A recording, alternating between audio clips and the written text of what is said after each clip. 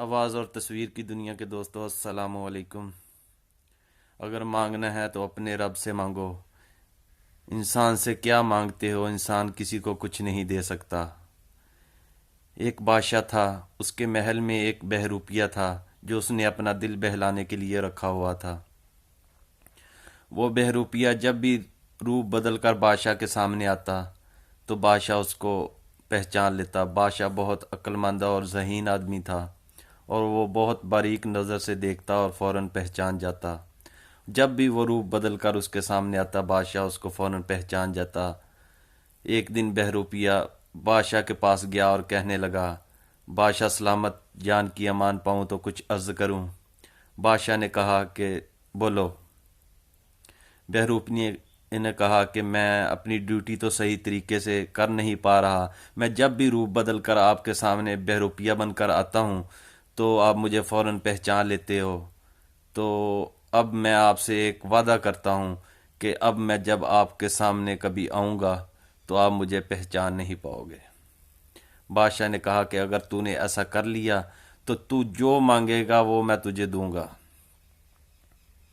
وہ بہروپیہ گھر گیا۔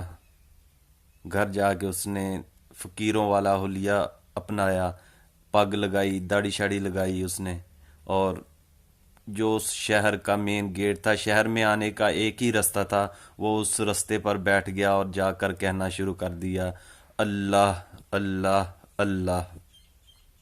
کچھ لوگوں نے دیکھا کہ کوئی درویش آدمی بیٹھا ہے، کچھ لوگوں نے اس کو پھل دیے کھانے کے لیے، کچھ لوگوں نے اس کو پیسے دیے، لیکن جب اگلے دن دیکھا تو وہ سب کچھ ویسے کا ویسا ہی پڑا تھا، اس نے کچھ نہیں اٹھایا۔ تو لوگوں کے دلوں میں اس بہروپیے کی عزت اور بڑھ گئی۔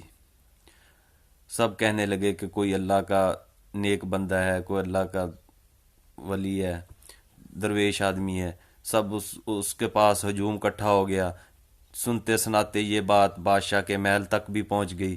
بادشاہ نے اپنے سپاہی بھیجے کہ جا کے پتہ کرو کہ واقعی کوئی درویش ہے یا کچھ ایویں ہی بیٹھا ہے۔ تو جب سپاہی آئے انہوں نے دیکھا اور بادشاہ کو جا کر کہا کہ بادشاہ سلامت، وہ واقعی درویش ہے۔ جب نماز کا ٹائم ہوتا ہے تو وہ آنکھیں کھولتا ہے، نماز پڑھتا ہے، تو پھر آنکھیں بند کر کے دوبارہ اللہ اللہ شروع کر دیتا ہے۔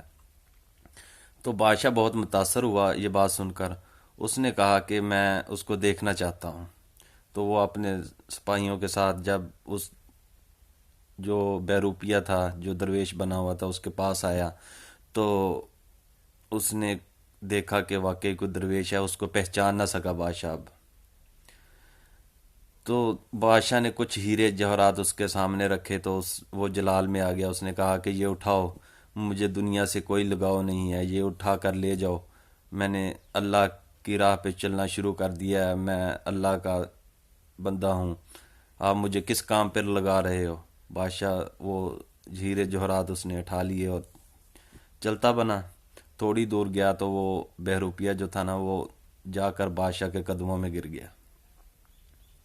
اس نے کہا حضور جان کی امان پاؤں تو کچھ عرض کروں۔ بادشاہ نے پہلے تو جلدی سے اپنے پاؤں چھڑائے۔ اس نے کہا بابا جی یہ کیا کر رہے ہو؟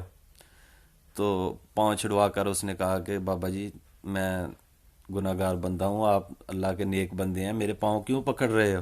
تو اس نے پھر کہا کہ حضور جان کی امان پاؤں تو کچھ عرض کروں۔ بادشاہ نے کہا کہ بولو جی۔